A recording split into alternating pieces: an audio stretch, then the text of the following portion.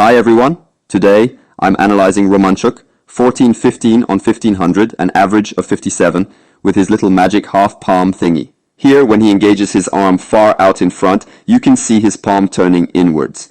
We'll see why it's a good idea to do this as a triathlete or late starter swimmer. And also, we're going to break down all his technique at the projectile level, at the postural level, at the breathing level, at the stroke level, in short, his freestyle technique. So when we look at what's going on in the flume, what we see is that he's aligned from head to toe. Okay, you could say he's looking slightly forward, but honestly, what I saw during the race is that his body goes from head to toe just below the water's surface. He swim submerged. This cancels out wave resistance. I already talked about this in an earlier video. What's going to be most interesting in terms of the projectile is when he inhales. At that point, he's really not much immerged. In fact, he stays in the water as much as possible, so his horizontality is more easily maintained. But the idea is to emerge as little as possible, to stay submerged as much as possible, so that behind, the pelvis and the feet stay close to the surface as much as possible. The other interesting point when he inhales here, he's inhaling, the arm recovery is well forward, and he's finished inhaling in.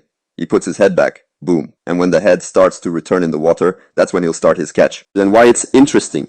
Because after the catch, you propel yourself. So the idea is to be resubmerged, to be realigned, in short, to get back to being as projectile as possible, so that when you start to pull the water towards your feet to propel yourself forward, action-reaction, there's as little brakes as possible and as much propulsive energy as possible that's really directed backwards and useful. Because if you pull and aren't in a streamlined position, you still have your head out of the water. In short, you're not repositioned in a raw spaghetti way, simply horizontal and aligned under the water. That creates a lot of brakes. In fact, you open a parachute and no matter how efficiently you propel yourself, well, it just can't work. So here, seen from the race, he's right here in the foreground. Look what's happening.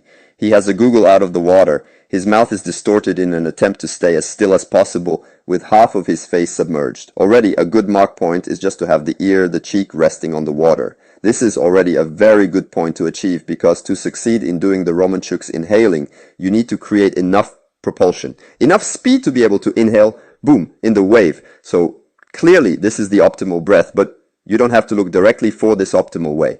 As I was saying, you really need to try and get there gradually. Look at what's happening next to him right here with Paltrinieri. He, on the other hand, has both goggles sticking out. Okay, it's not much either. His ear is really in the water. That's a really good point to achieve, with the head perhaps a little more aligned, a little more tilted, a little flatter. There you can see it well. Romanchuk is well submerged, as I was saying earlier, and his neck is flat when he inhales at this moment, where you're really in fact looking 100% to the side with an excellent streamlined position. Earlier, I was talking about that magic half palm, where you put the palm of your hand to one side. Here, he's inhaling, always to the right, at least when racing. And then what he's doing is putting his thumb up to the sky, this palm to the side. Why does he do that? Because it forces him to what? To engage his shoulder more in front, quite simply. And he does it because when you inhale in on the right, you tend to engage your right arm less. When you inhale into the left, you tend to engage less with your left arm just after the inhalation. So this forces him to engage his arm, to rotate his body more onto its side, and consequently experience less brakes, achieving a better postural position. And it also forces him to dislocate his shoulder a little more, so that, boom, he's able to orient his catch much more effectively. And that's why I think he does it. Maybe he did it instinctively, or maybe he figured it out after a while in training. As a result, he now does it at race pace, because his big amplitude allows it. So this magic half palm, it can be interesting to do it from a certain moment. From the moment you master the magic palm, when you put the palm of your hand's palm 100% towards the sky.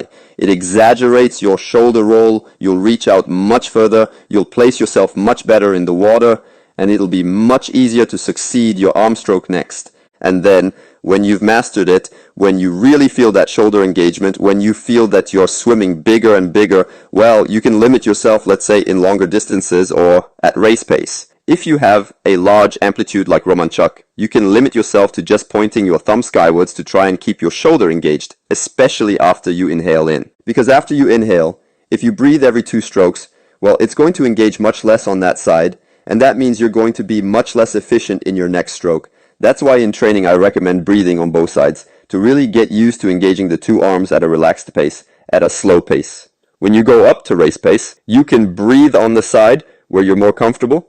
You're always more comfortable on one side, and that's perfectly normal. Coming back to his swimming technique, a big amplitude allows him to have a very pronounced FQS, because what happens is that both arms are clearly in front of the shoulder line, and that's what allows you to have a really projectile, well-placed freestyle to simply take your time. And it's this principle that you need to remember, and that is to swim big when training with a big amplitude. Whether you swim with a high or low stroke rate in race like Romanchuk, that's up to each individual according to his or her motor and muscular preferences, in short, technique and all that. But the important thing to remember is that swimming big gives you time to place your breath correctly, like here, to have the time to inhale in on the first half of the arm recovery here. And then, when you've finished inhaling, to put your head back on the second half of the arm recovery. Because if you swim always with a very high stroke rate, and you're pushing yourself and giving it all, then you don't have the time to set your markers, set your breath, position yourself correctly, and then work on your arm stroke, in short, on your whole freestyle swimming technique. Having coached quite a few swimmers, quite a few triathletes, what I've noticed, everyone is different in this aspect in terms of length per stroke, but you can swim fast no matter what, or at any rate, improve, progress, gain seconds on your race pace. And I've had swimmers with less than 15 strokes who could do less than 4 minutes in the 400 meters, but I've had swimmers with more than 15 strokes who could also do less than 4 minutes in the 400 meters. But whatever stroke rate in race, both swimmers, in any case, all the swimmers, could swim 10 strokes at maximum amplitude over a 25-meter distance. The last point I wanted to look at in terms of the projectile is about kicking. Let's take a look at what's happening here, because I often hear the comment, my leg kick is breaking me because it's too far away from the axis of my body because my knee is bending too much. Clearly, if you look at what he's doing a freeze frame, you'd think, wow, what's happening? What's with all these breaks? What's going on? Why is he doing this? Well, at this very moment, he's on glide time, right? He's finished propelling himself here when the hand reaches the thigh, when the right arm touches the body, when the left arm is projectile here in front, and then to restart his catch here, to roll to the edge on the other side, he'll necessarily use his foot. Why? Because the roll starts from the feet, you tip over the edge from right to left, from left to right, starting from the foot kick. So here he's going to be in propulsive idle time. Yes, it's braking. All right, that's clear. But in fact, it's mandatory. To switch to the other side, you have no choice, otherwise you won't turn, you'll swim very flat, and inevitably you won't swim as well, so you won't move as fast. And the thing is, he does it excellently fast. I don't know if you'd call it that, but you get the idea. It's like, boom, okay, now it's start. We're at 4:37 and a tenth of a second, and he's already pressing water. We're at 4:37 and 2/10. So obviously, if it lasted a second like that, he'd be completely at a standstill. But given that he's doing it so intensely, so quickly, well, he's repositioning himself to be propulsive afterward. Now he's repositioned his catch, and he's propulsive again.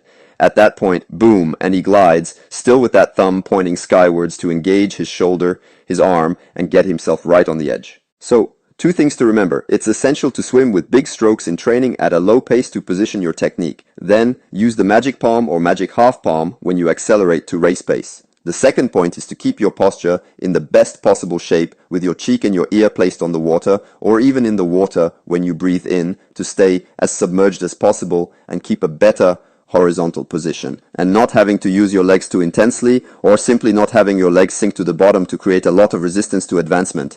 On that note, I'll put links to the Magic Palm with a sensory week of workout, and I'll see you soon. Good progress. As usual, don't hesitate to comment on which swimmers or triathletes you'd like me to analyze.